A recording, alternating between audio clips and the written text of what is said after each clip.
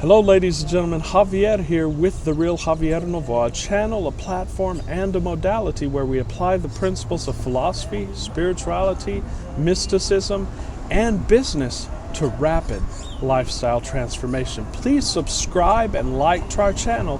Hit that subscribe button because it does allow us to get this information out to more people.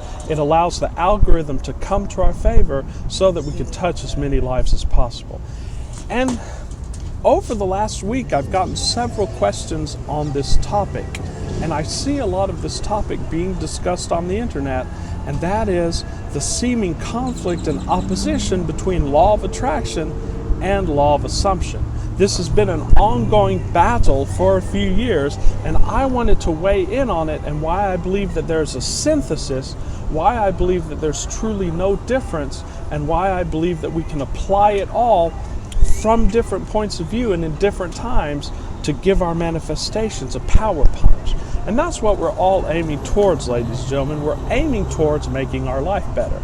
And the policy on this channel and our practice from the early days was to apply whatever principles that I have found and tested, and that we've tested in the lives of our clients and in my life to make our lives better. For I agree with William James, who says that the only test for the veracity of a philosophy, for the veracity of a principle, is does it work?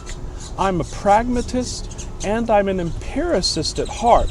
That doesn't make me a materialist, of course, because it has been empirically proven that the principles of spirituality override and overarch the principles of materialism.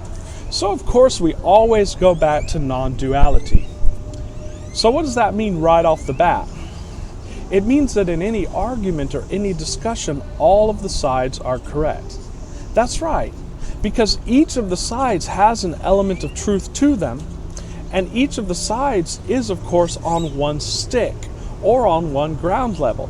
They're just seeing it from a different perspective. It's reminiscent of that story of Imam al-Ghazali that he quotes, I believe in Ihya Ulumuddin, where he talks about there were several blind men and they were trying to describe an elephant by touch. And one of them touched the elephant's trunk and said, well, this looks like a tree because it has a trunk. And the other one touched the elephant's leg and so on and so forth, and gave different descriptions of it based upon the touching of it, but no one was able to see the whole. What we endeavor to do, ladies and gentlemen, is see the whole by observation, because by simple analysis, by simple left brain logic, we cannot see the whole of a thing, we cannot observe the whole, we can simply analyze it. And of course there's some of that also.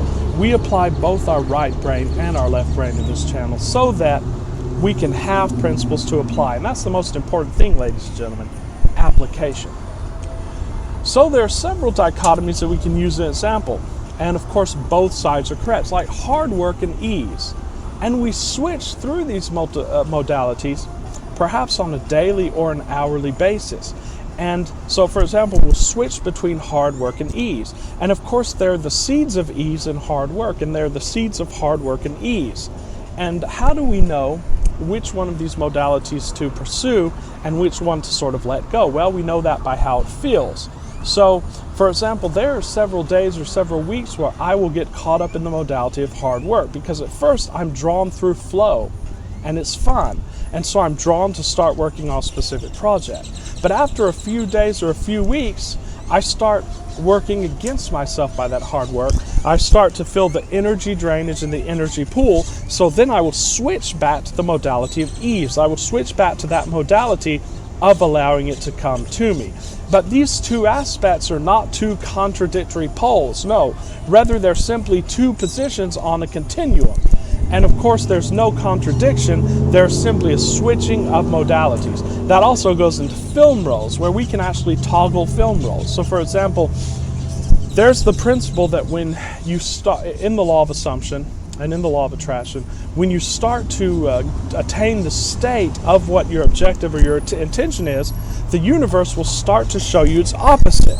And that is because of duality, that the opposite of what you want is what you want, because it's on the pole of what you want. Therefore, when you start to experience the opposite of what you want, like for example, many people will get into the state of prosperity, and then something will happen. They'll either lose their job or they'll lose money, and then they'll lose courage. No, that means that it's very close, because you're already on the continuum of what you want. There's no contradiction there. Another little dichotomy is effort and flow, and of course we went into that. So we encourage on this channel that when you wake up in the morning, and we'll discuss this more here in a few minutes, but you try to feel as good as you can, and you choose any action, either interior or exterior, either imaginal or physical or thought work. You choose that action based upon its vibrational quality, based upon how it makes you feel. And anything that makes you feel a modicum of discomfort, if you can do that, of course a lot of times we can't choose not to do that, but if you can easily, you simply don't entertain that project or entertain that thought. And therefore, before you know it, you'll be in a state of flow. And you'll be in what Abraham Hicks calls the vortex. But what happens when you're in flow or the vortex for a while? Well, we simply get bored. Because in flow is the seed of what we call effort. So then it starts becoming an effort to stay in flow, and then therefore the flow spits you out and you're back in effort. And then you have to start making effort either to get into that flow or to get your mind on something else. I hope I'm making myself clear. All of these dichotomies contain the seeds of the other within it, also general or specific. Should you focus on your desire generally or specifically? Well, most of the proponents of law of attraction will say, you don't think about your desire specifically, at least in the early stages. You think about it generally, and you simply try to get in that good feeling mode.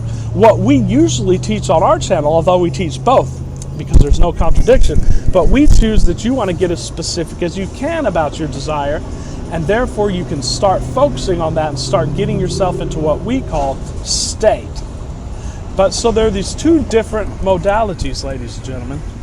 So you're going to flow through, and you're going to play with each modality. That's why we give a multiplicity of steps, and we give a multiplicity of different action steps and of different modalities on our channel, so that we can cover all of the moods. And of course,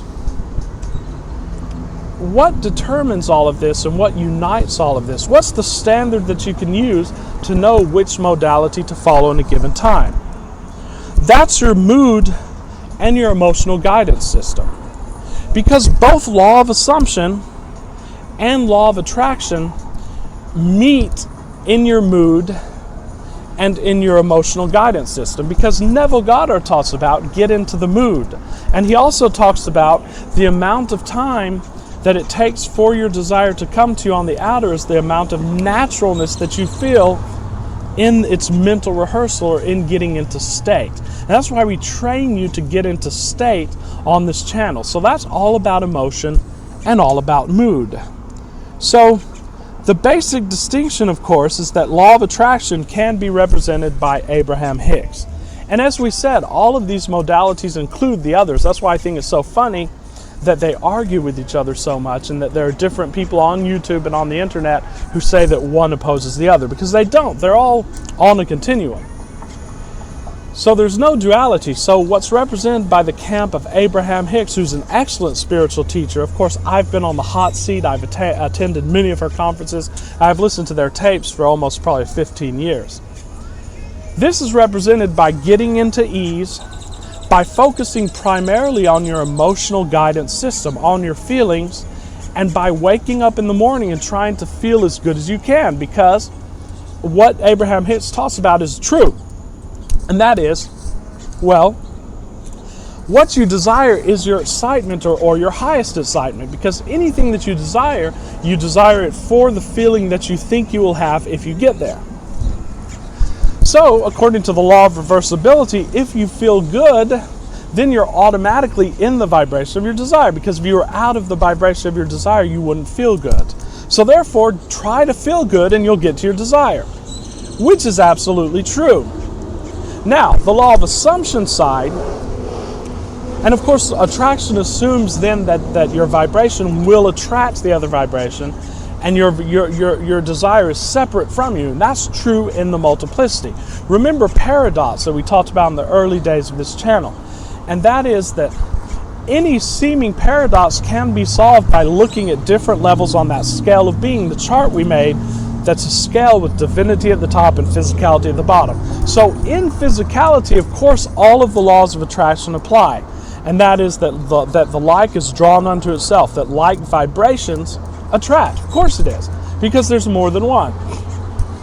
But when we're on the upper part of that scale and we know ourselves as divinity that is not bifurcated into multiplicity or multiplied into multiplicity, then we know that there's no attraction, because you simply attain the state and you are it the moment that is desired. As the biblical injunction says, that the Lord knows what you need before you ask for it. It is already yours. Ask and it is given. So, law of assumption bypasses all of that and goes straight to the fact that you have whatever you want, and then all you have to do is assume that you have it. And you do that by the special methods of focus that we teach on this channel, by getting into state. And how do you get into state? Well, you think about what would be my surroundings, what would be my feelings, and what would be the entire context of events, circumstances, thoughts, and beliefs, and everything that I would have were I the man or woman that I wanted to be, and were that I surrounded by the consequences that I wanted to create. Then you simply practice yourself right into that, and you immediately assume that you have that. That's the law of assumption. But of course, Abraham Hicks talks about this and tells people that they need to do this as well as Neville Goddard talks about moods and emotions. So there really is no contradiction. So what we want to do in this video, we want to just resolve the contradiction. We want to attain a synthesis, and we want to open up to you this field so that you can apply the tools of both methodologies depending on your state of mood and your state of emotion. And the whole point of this, ladies and gentlemen, is to give yourself what you want now. Is to not wait to try to attain something, because then you know that you are it. And ironically, once you can do that, it shows up in your life very quickly. And as we said, the whole point of our channel is to make your life better, is to give you measurable results.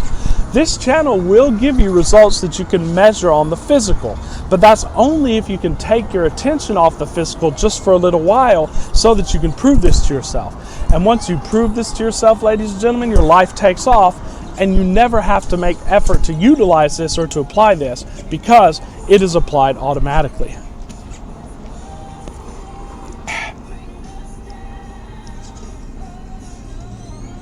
So, in a lot of these individuals who are either trying to apply the law of assumption, law of attraction, or hard work, or any other philosophy, their point of view is, we're trying to be good students of this philosophy. We're trying to be good Stoics. We're trying to be good Christians. We're trying to be followers of the law of attraction or law of assumptions. That's why I like many Neville Goddard Facebook groups. It's very difficult because they're very highly into censorship. And if you say anything from a different perspective, you'll be censored and so on and so forth. This is definitely not the intention behind these modalities, to make one closed off and to create another religion. Like I said on our channel, we're not interested in religion or spirituality or philosophy simply for the sake of being a good student or a good follower of that philosophy. I don't give a damn about being considered a virtuous follower of any philosophy. No, I want to apply things in my life that work. And so I'm going to take from any source, and the first metric is I'm going to see, does that resonate with me? Does my inner authority say that this is true? And if it resonates with my inner authority, then I'm going to give it a try, and I'm going to try to apply it, and then I'm going to see, does it give me measurable results? And that's what we're about in the channel. That's what we're about in my coaching, is that I'm giving you measurable results. And I get paid based on results. So keep that in mind. The whole channel and our whole modality is about giving you results in the world. It's about giving you the power. Not giving a power to a certain teacher or a certain methodology or a certain spirituality. I don't care about enlightenment. In fact, I don't even know if quote-unquote enlightenment exists, because what is it? Supposedly it's some kind of experience that's going to get you out of the 3D, yet I see all of these people that are quote unquote enlightened, and yet they still take money, and they still eat and drink, and they still breathe, and they still have sexual intercourse. So they're still humans. So what is it? Simply having an experience? Well, I can go and have that mystical experience right now. And people like Dr. Joe Dispenza tell you how to create mystical experience. I did have a mystical experience in my mid-20s, and I didn't create that. But I don't think that that's an enlightenment, because I'm still an individual and I'm still here. I'm in a spiritual being coming into the physical to have a physical experience. So I'm not trying to attain something. I'm not trying to follow somebody. I'm trying to improve my life, and I'm trying to touch as many lives as possible. So the standard of anything, the standard of any methodology that we apply, there are two ways to measure it. And of course, Abraham Hicks talks about this. The first is, how does it feel? Because if it feels right, it's right, ladies and gentlemen, because your guidance system is emotion. Because if you feel that you're wealthy, it doesn't matter whether you have money or not. If you feel that in that moment, then you are wealthy. If you feel good, you need nothing from the outer. So therefore, does applying this, or does thinking this thought make me feel good? As Abraham Hicks talks about, which thought feels better? And of course, the second way to figure out whether what you're applying is accurate is what's going on in the outer. Is it making my life better? Am I coming nearer to my goal? Have I attained my goal?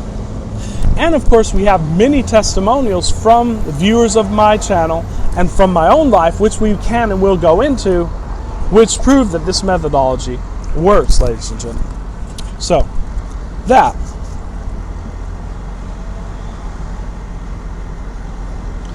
So the main distinction between these methodologies is, what are we working on? And of course, attraction says work on the vibration. That means work on feeling good to attain your state. And of course, law of assumption says get straight into state. Both of these methodologies agree that you will get what you want eventually. Of course, because according to Vadim Zeland in reality transurfing, according to mystical experiences, and according to physics, everything exists in the universe in potential. And you are the universe. Therefore, everything exists within you. Therefore, any causal chain which you're trying to reach exists within you. Therefore, all of the film rolls exist within you. Therefore, you can get onto the film roll of what you want right now. And the time that it takes to come to you in the physical depends on how much in alignment you are with the vibration of that. So Abraham Hicks says, your gut, even if you hold something apart from yourself all of your life due to your vibration, due to your thinking in opposition to it, you will get it when you die. Because when you die, all of your resistance drops and you will receive everything. And of course, as we know, there is no death. Neville Goddard said that it exists and it will happen eventually, either in this lifetime or another lifetime, and you can get to it right now, not caring what happens on this film roll. You can get on another film roll. So we know that you're going to get it no matter what. So what are the point of these modalities? What are the point of implementing these? The point of implementing these is to feel good now. So all of if you already have it now and you feel that you already have it now, there's truly no methodology to implement. There's no process to implement. Because all modalities will work automatically. Because if you can get into that state and assume that that state is yours, as Neville Goddard said, the bridge of incidents will simply manifest itself, and whatever effort you have to take, inner or outer, will happen of its own accord to get you there. What we talk about in this channel is to find the best mode of giving it to yourself now, because only you can hold it back from yourself. So here we apply what's called the law of reversibility, and of course physicists have discovered this, that if a piece of metal can cause an electric current, then of course the electric current can charge a piece of metal, and so on. So if the state can get you into the emotions of what you want, then the emotion of what you want can get you into state. So what do we teach? Momentum is the concept here. We teach be it, know that you are it, then work on any other process just to feel better. As you feel better and get into flow, you will be guided effortlessly to everything that you want to take, or every action that you would need to take. We don't want you to take inner or outer effort. So whatever feels like less struggle, do that. That's why we give the processes. That's why we give to the techniques. So at the beginning of the day, when you wake up fresh, we recommend that you meditate and you get into that state of neutrality. Then what you want to do is implement the law of attraction processes that we teach. And that is, feel as good as you can for as long as you can, and anything that presents itself to you that's a lesser vibration or a lesser feeling, don't even entertain that and go straight to what feels good. And don't try to get specific about your desire unless you feel inspired to that. But just feel good and be general. And then everything good, including those aspects of your desire that you need to see today, will get to you today. So what's the problem with that? Well, due to past attractions and past states, things are going to come out of the quote-unquote blue to upset you. Then when you get upset, you understand, then it's going to be a lot harder to get into feeling good. In a lot of cases, you can't. And Neville Goddard talks about things being upset and unexpected things coming to you through your past states. And I want to just read this quote from Neville, which is really powerful. And what does he say here?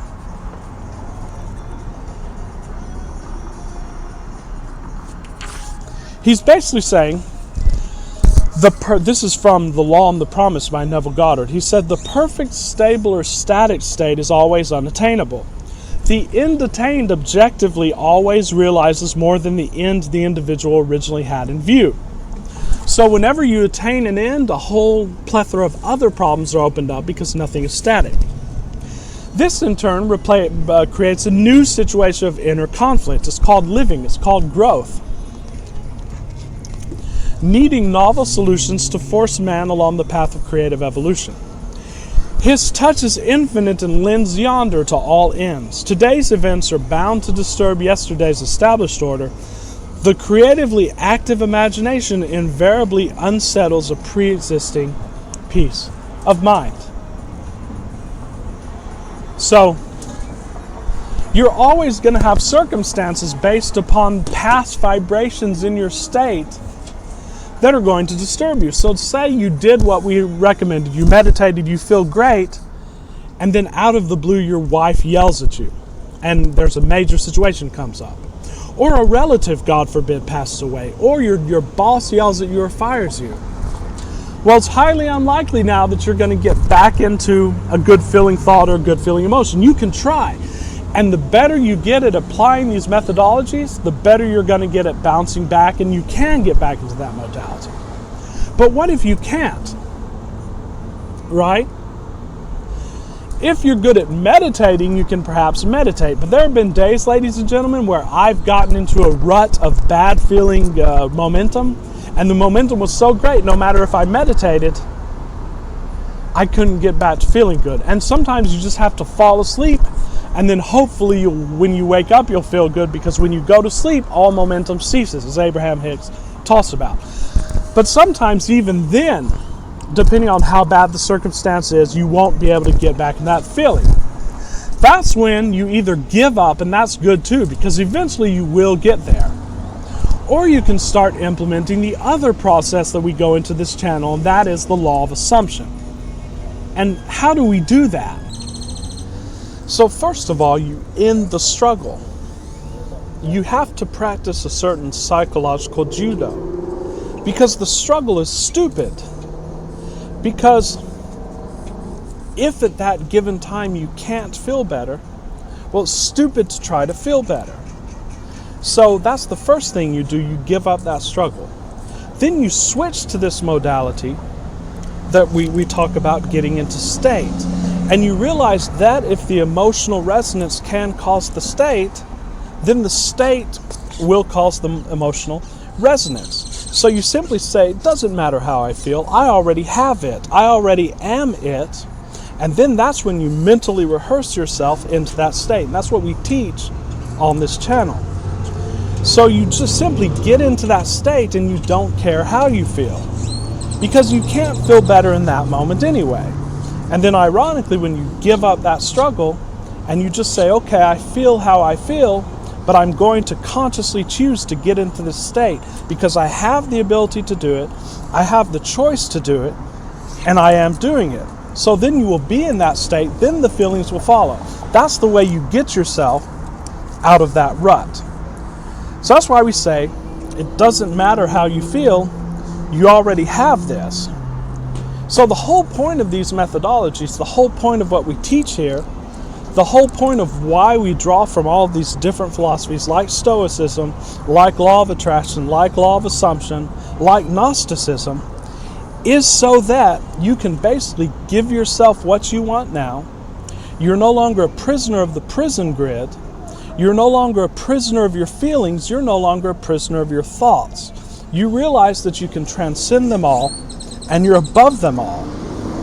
So the whole point here and the whole paradox here is when you stop trying to manifest it, when you stop trying to get it, and you simply go there psychologically and spiritually, you realize that you have it, and then that begins to be attracted to you by these laws and modalities that we go into. And you have to make no effort, interior or exterior. That's why we teach in this channel, you need make no effort. Simply be it and give it to yourself now. And that's how we synthesize these different philosophies. And that's why there's no conflict between them. All of the sides are correct. And what we do in this channel is we take certain parts of each philosophy and we test them, we see if they work, and then we implement them, and we don't give a damn about whether we're doing a good job of following this philosophy or whether we're following this methodology. No. Because you are the master of your reality, you create it all, and you are it. So thanks for watching, guys. We are going to be making a lot of exciting videos this week about the specifics of rapidly transforming your reality, of, again, being independent from a boss. So please subscribe and like to our channel. Also, I am doing coaching calls still, and we have several testimonials about those. So I will put my email in the description. Please email me and we can schedule a call. So with great love and appreciation and a lot of thanks, this is Javier, and we'll see you soon.